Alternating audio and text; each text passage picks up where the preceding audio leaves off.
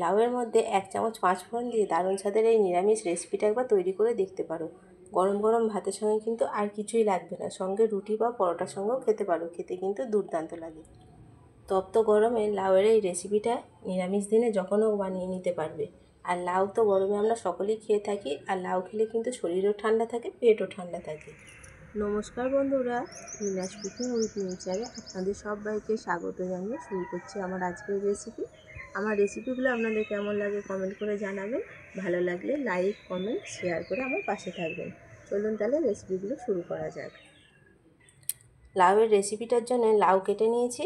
লাউগুলো খুব বেশি মোটা বা খুব বেশি পাতলা করিনি, এইরকম সাইজের করে লাউগুলোকে কেটে নিতে হবে। লাউ কেটে ধুয়ে পরিষ্কার করে নিয়েছি। কড়া বসিয়ে দিয়েছি। কড়াটা প্রথমে ভালো করে একটু গরম করে নিতে হবে। কড়ার মধ্যে এখানে দিচ্ছি 1 চামচ মতো 5 ফোড়ন, 1 চামচ মতো দিচ্ছি রাঁধুনি।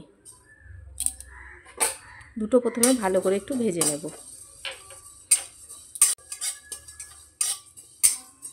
শুকনো এটা ভালো করে ভেজে নিতে হবে। মশলা থেকে সুন্দর গন্ধ বেরিয়েছে আর মশলাটা চুরবুর চুরবুর করতে আওয়াজ হচ্ছে। মশলাটা ভাজা হয়ে গেছে, এটা এবার তুলে নেব।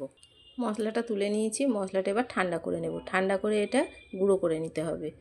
কড়াই দিচ্ছি সর্ষের তেল। তেল গরম হয়ে গেছে, কয়েকটা বড়ি নিয়েছি, বড়িগুলো ভেজে নেব।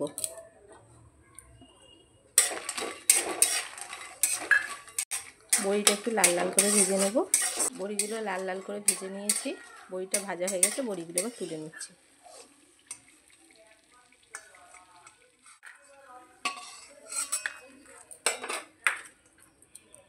এই তেলের মধ্যে ফোড়নে দেবো একটা শুকনো লঙ্কা, অল্প নিয়েছি একটুখানি রাঁধুনি বা চন্দনী।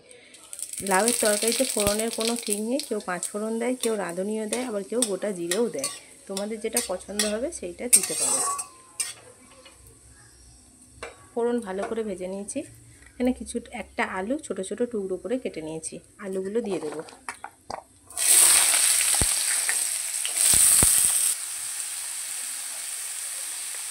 আলুর মধ্যে অল্প দেবো হলুদ,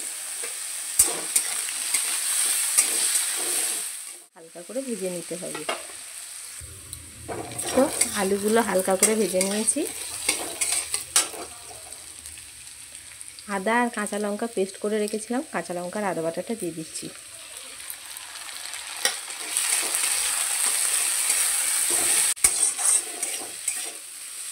আদা আর কাঁচা লঙ্কাটা দিয়ে ভালো করে একটু ভাজা ভাজা করে নেবো, যাতে আদার কাঁচা গন্ধ না থাকে। কেটে রাখা লাউগুলো দিয়ে দিচ্ছি।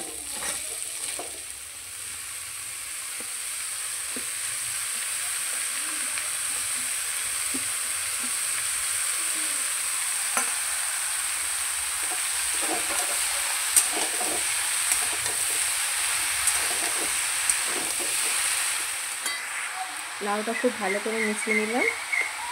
এর মধ্যে দিচ্ছি পরিমাণ মতো হলুদ, স্বাদ মতো দেবো নুন, অল্প দেবো একটু জিরের গুঁড়ো। খুব ভালো করে সব কিছু একসঙ্গে মিশিয়ে নেব। নুন দেওয়ার কারণে লাউ থেকে জল ছাড়বে। আমি এর মধ্যে আর কোনো রকম জল ব্যবহার করব না। এটা এবার ঢাকা দিয়ে দেবো 2 মিনিট। 2 মিনিট ঢাকা দিয়ে রাখবো। 2 মিনিট হয়ে গেছে, ঢাকাটা এবার খুলে নেব। দেখো লাউ থেকে কতটা জল বেরিয়েছে। লাউটা আবার একটু ভালো করে নেড়ে দেবো। লাউটা এবার ঢাকা দিয়ে ভালো করে সেদ্ধ করে নেব। ঢাকাটা এবার খুলে নেব। দেখো একটুও জল দিইনি, তাই লাউ থেকে কতটা জল বেরিয়েছে। লাউ সেদ্ধ হয়ে গেছে, আলুও সিদ্ধ হয়ে গেছে। এর মধ্যে ভেজে রাখা বড়িগুলো দিয়ে দিচ্ছি। যে মশলাটা করে রেখেছিলাম মশলাটাও দিয়ে দেবো।